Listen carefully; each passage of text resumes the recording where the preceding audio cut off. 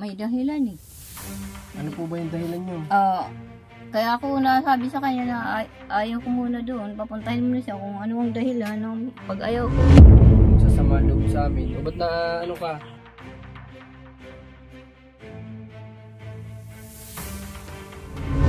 Okay, ba't bigla ka naiyak? Hindi maiwasan. Hindi maiwasan kasi bakit ganun sabi ko. Ramdam na ramdam yung bigat ng dinadala mo nanay noon. Talaga po. Mabuti na lang at nandyan na kayo. Dito po kami ngayon sa lugar ni Nanay Nonay kung saan dati siyang nakatira. Ayan, baka sakali kami, baka nandito siya. Pero yun, may nakita kami dito tubig, tapos may mga damit na nakasampay. Pero hindi pa ako sigurado kung kay Nanay. Oh, ano pala si Nanay Nonay oh. Sakto pala. Nay, kumusta? Ito, nandyan na naman ako. Dito ka? Dito ka ulit? Palipat-lipat na yung bahay mo. Kailangan. Kaya pala sabi ko may tubig. Nagulat naman ako at may naglalakad dito kanina. Diyan ka pala. Bakit naglipat ka dito? Baka dumilim na naman kasi sa hapon. Baka ulanin na naman ako. Ito kasi yung ano nangyari nanay nung pagsundo sa'yo dito ni Rans. Nung pinapalipat ka, ba't di ka naglipat? Doon sa Isang bahay, bakit ayaw mo? Gusto mo daw dito lang. Mahirap eh. Hindi ako basta-basta nagdedesisyon. Ano ba talaga ang desisyon nyo? Kami na, gusto ko talaga na makalipat ka doon. Pero ikaw nga, kung gusto mo dito, sabi ko nga sa kanila, kung talagang ang desisyon mo talaga dito, at hindi ka namin mapilit, kaysa naman ma-stress ka namin, hindi ko pong bahala. Kung dito talaga ikaw komportable, dito ka muna po.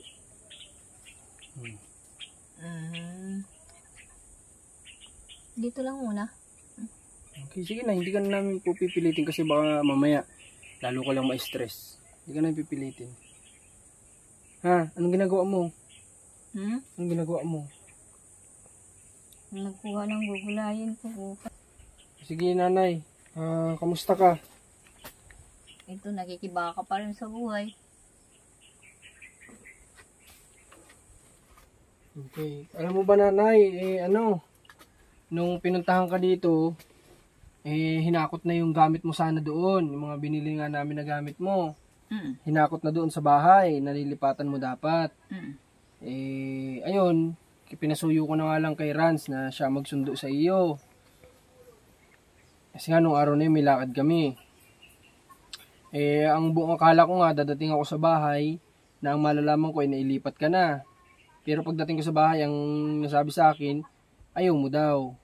Kaya yung mga gamit doon na pinadala ko, edi pinadala ko na lang ulit sa bahay, pinakuha ko na lang ulit. Tapos yung nakatira doon, na si Tatay Ben, pinabalik ko na lang ulit doon. Okay. Kung nandun na rin naman siya wala rin akong magagawa. Yeah? Noong una naman po wala na siya nay kasi nga pinalipat na namin. Kaso nga lang ikaw naman yung may ayaw. Kailan ka pa naglipat dito? Siguro 2 araw na po. 2 araw. Paano yung bahay mong ginawa doon? Nandun pa rin. Hindi mo sinira? Hindi. Paano yan? Wala ka naman ng dingding dito. Nilagay ko nga yung yero dyan. Pwede ko lagyan na lang ng kahoy yan dyan. At least kasya na ako dyan. Alam mo nanay, sa totoo lang, itong kubo na to, mas maganda na nandito ka. Kasi unang-una bago ang bubong, dingding lang naman ang kailangan, may dingding ka naman kahit paano dati.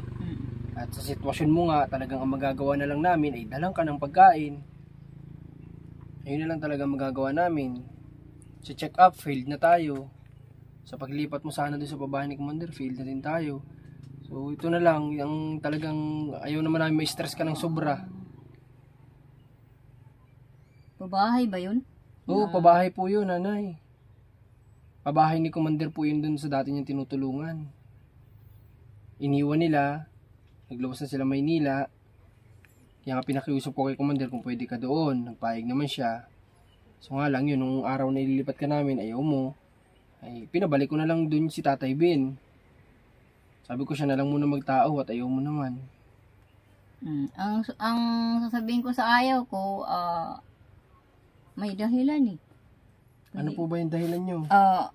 Kaya ako nasabi sa kanya na ayaw ko muna doon. Papuntahin mo na siya kung ano ang dahilan ng pag-ayaw ko. Kasi nung nagkaroon kami ng bahay sa Maragondon, Cavite, nag-back out kami, kinuha yun ng Mendoza rin ang apelido. Baka hindi naman sa pangunguna, baka mamaya hindi na babayaran yun o hindi nahuhulugan dahil yun sa pag-ibig fund ng Carter. Ang tinutukoy mo nanay pala ay yung subdivision. Oo. Kasi may pag-ibig na involved. So pag subdivision yan. Ito pong lilipatan nyo dapat. Yan po ay binili namin yung lupa, sariling paggawa yung bahay, sa tulong ng sponsor. Yung saan yung lilipatan mo, hindi po yung subdivision. Wala ka dong babayaran ng pag-ibig o anuman. Ayun yung reason mo. Oh, okay, pinaliwanag sa atin ni Nanay Nonay kung ano yung rason niya, kung bakit ayaw niya. So may experience ka palang ganun. Oh. Sa dati nyo, may subdivision pala kayo dating binabayaran? Hindi naman kami nag-equity. Ang kinuha sa... itong may equity. Suma kumagay. Subdivision yan. Chart cluster ng Cavite. Lancaster. Oh. Okay.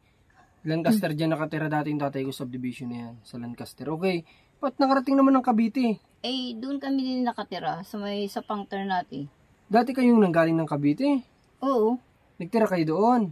Oo. Sino ang naghuhulog na sa Lancaster? Bakit? Ang mahal nun Sino naghuhulog? Nag-back out nga kaagad ako ng mga pangyayaring yun na yung anak ko na panganay, doon siya sinaksakan ng sabi Herwin daw. Sabi ng panganay ko, alis tayo nanay, may address ka ba dyan kay nanay natin, doon tayo tumira. Then sinunod ko siya. Iniwan nyo sayang naman yung dinaw ninyo doon. Wala namang inkas, equity lang ng trabaho niya sa Suma kumagay, ng trabaho ng kanyang ama. Kinuha yung equity, within 6 months yata hindi nagsisweldo. Ganun. Okay, parang salary deduction. Binabawas sa sahod, ganun. 6 months hindi sumahod kasi binayad sa equity. Oo. Sayang naman. Ba't hindi ninyo tinuloy? Yun na nga, yung mga pangyayaring ganun. Dahil sa anak mo? Oo. Ibig sabihin, nagtira pala kayo sa Cavite, Nay? Oo, sa Pangter natin, Naik, Maragondon. Naik Cavite. Maragondon. Baka hindi Lancaster yun kasi Lancaster nanay nasa... Pabahay movement ng Carter. Baka ang tinutukoy nanay, baka may cluster nga. Hindi ko lang sigurado. Kasi ang Lancaster, ang alam ko hindi doon sa Naik Cavite yun na located. Nalimot ko lang, basta doon nakatira yung tatay ko dati. So, hindi ko lang akalain na nagtira ka pala din doon. Saan ba nauna? Sa Taytay Rizal o dito sa Cavite? Cavite. Bago kayo nagtaytay Rizal? Oo, nung nagtaytay na kami, nanggaling na kami ng Cavite. Pero nanggaling din kami ng Novaliches. Napakadami nyo palang tiniran. Oo, mga lang naman yung saan yung nasunugan kayo? Dito sa Taytay. Sa Taytay Rizal yun? Oo. Sa Taytay. Okay, sayang. Mayroon pala sila dating dapat na hinulugan. Anak mo yung naguhulog sa madaling salita. Hindi na. Sa sahod, hindi. Dati. Kasi sa sahod niya binabawas. Oo, sa tatay niya. Yung tatay niya. Yung asawa mo. Oo. Naguguluhan ako. Yung asawa mo ang nagtatrabaho dati okay. Sa Suma Kumagay. Okay. Tapos doon pala binabawas. Oo, si Mark, Mark, ang doon, engineer. Bayan mo na, Nay. Grabing utak talaga ni nanay. Kaya pa niyang isipin kung sino yung engineer din sa tagal ng panahon. Nagkain ka na ba? Anong kinain mo? Isang pirasong tinapay at saka isang yung pansit na naghingi ako doon kay ate, yung kakilala ko doon sa may bandang papasok ng Maragondon. Kalabaka. Yun lang ang sasabihin ko na umayaw ako dahil baka kayo rin ang iniisip. Yung ninyo. Ba't naman kami na ang iniisip mo? Eh kami nga, ikaw iniisip namin. Wala nang problema sa pagtira eh. Ang problema lang, baka mamaya bigyan kayo ng hindi natin sa inahangad ano. Sa ang mga pabahay, maraming ahinti ng katulad ng ano ng tapat ng Acropolis. Walang tao yan doon pero may mga bahay noon na natuklasan. Pero walang tao. Iba yung sinasabi Iniisip ko niya. rin kayo ang kapakanan niyo ang iniisip. Okay, Nay. Sa ganito na lang. So, wag na nating stressin, pahirapin yung sitwasyon. Hindi na natin pilitin si nanay na maglipat doon. Kasi, ayun nga, nakakawa din sa Tatay Ben, pabalik-balik na. So, ano na lang. Ang gawin na lang natin, kagaya ng komento ng iba, ano na lang natin dito, supplyan na lang natin si nanay ng kanyang pang-araw-araw. Yun na lang talaga, wala na tayo ibang ano. Sinubukan naman na natin lahat ng best natin mula pa sa pa-check up. Dalawang beses. Dalawa? Dalawang beses na papacheck up natin pero wala, nabigo tayo dun sa kanya. Pangalawa, itong paglipat. So, ano na lang, hindi na natin siya bigyan pa ng kaka-stress niya. Tsaka baka mamaya nga, sabi ng iba, baka lumipat si nanay nunay dun. Mamaya, ilang araw, alis na rin, babalik din dito. So, tayo naman, sinusubukan lang naman natin yung best natin para sa kanya, kung ano yung makakaya natin. So, yun lang. Kay nanay, hindi ka na namin pipilitin, ha? Kung gusto mo dito ka na lang. Maasahan mo na lang sa amin, dadalang ka namin ng, ng mga pagkain mo, ha, nanay?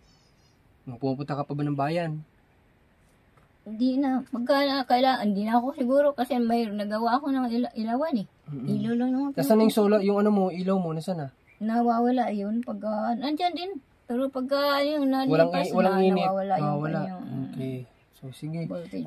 Anong luto ang gagawin mo dito sa gabi mo? Wala naman dahon. Ito ng katawan? Oh. Ha? Ano ito? Inumin ito? Dala ko ito?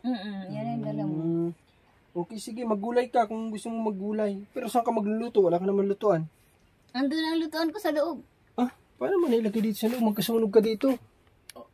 Ay, ganito ang ginawa mo. Grabe ka, nanay. Alam mo, nanay, para kang... Aalisin ko rin siguro yan dyan.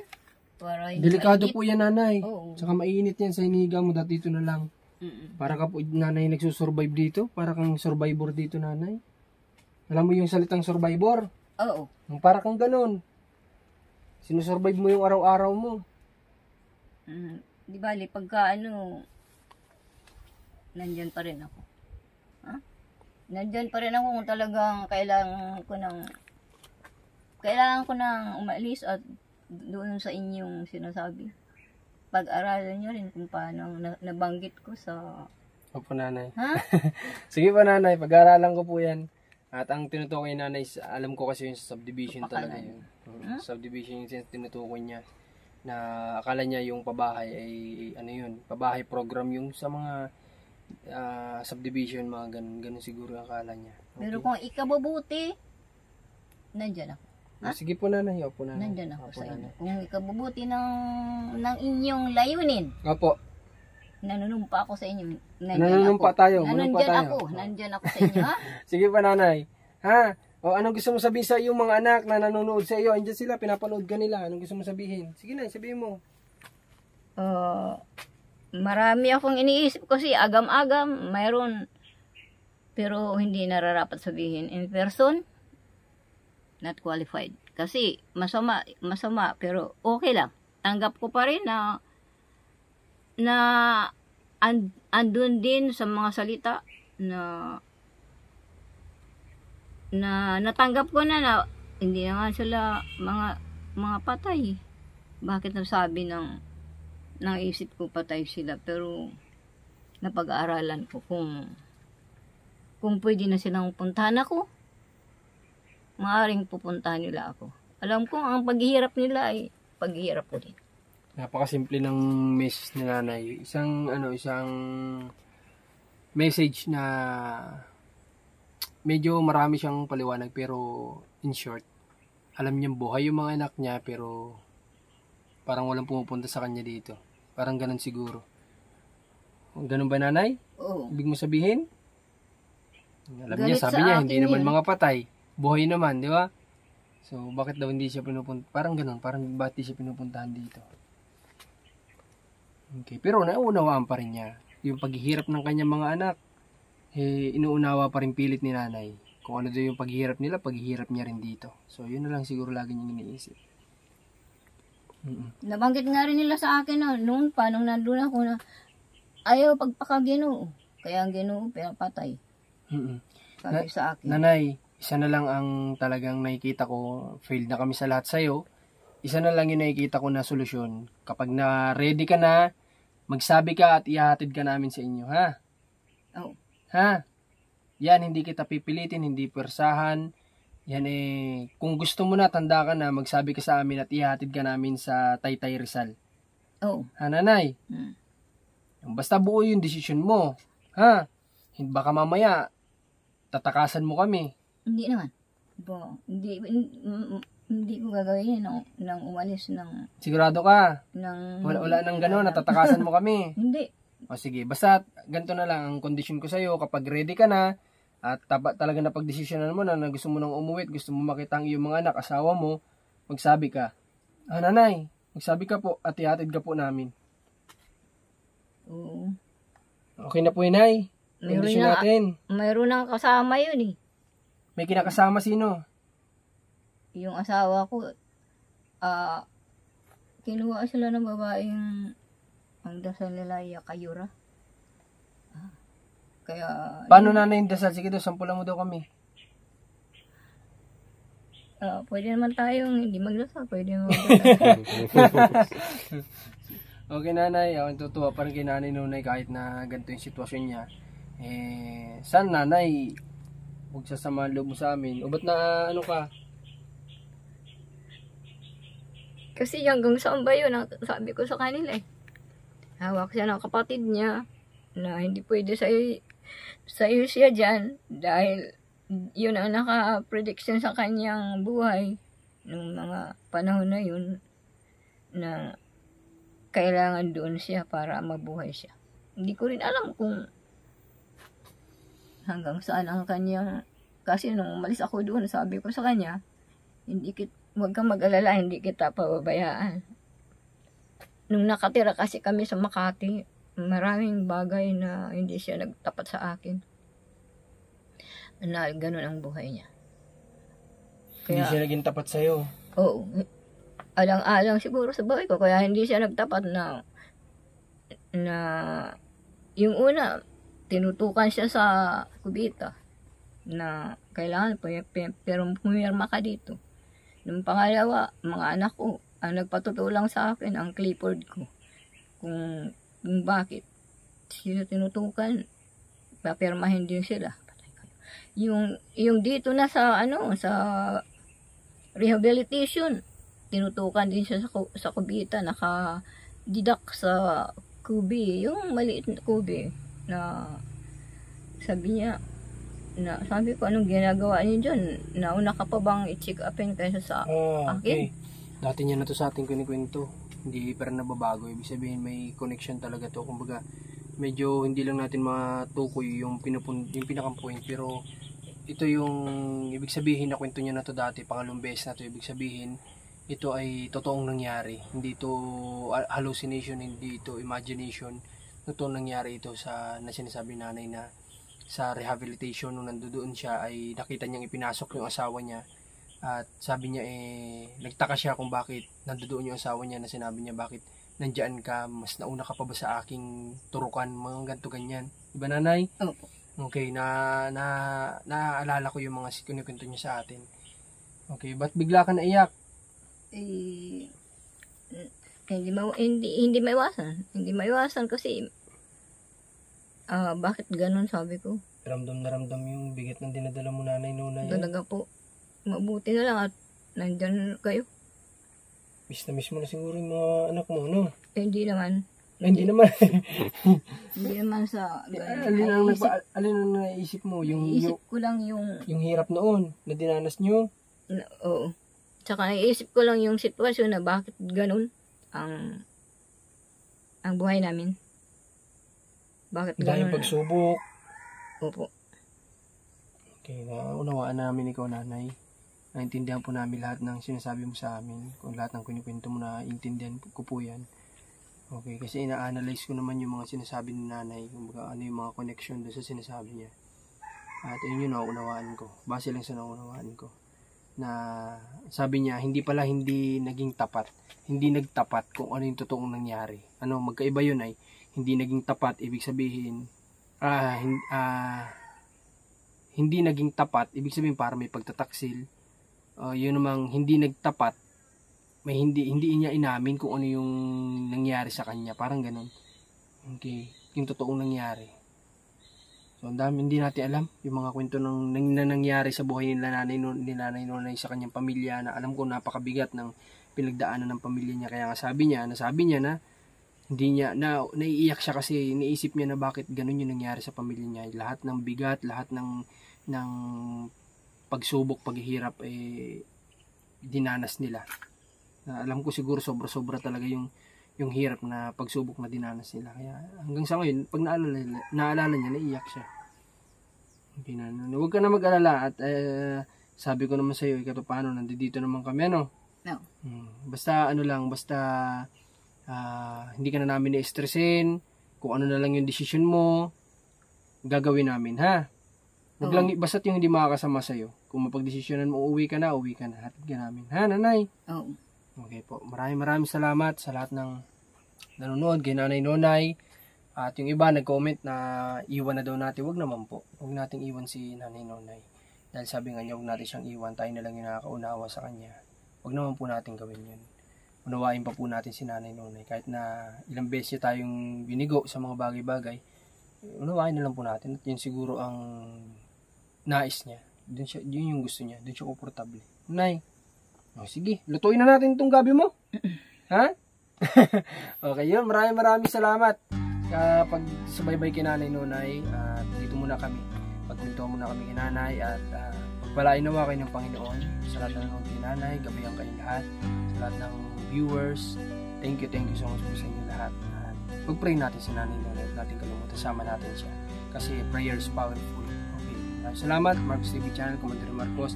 Tans TV. Supportan niyo po ang team namin. Bless po sa lahat.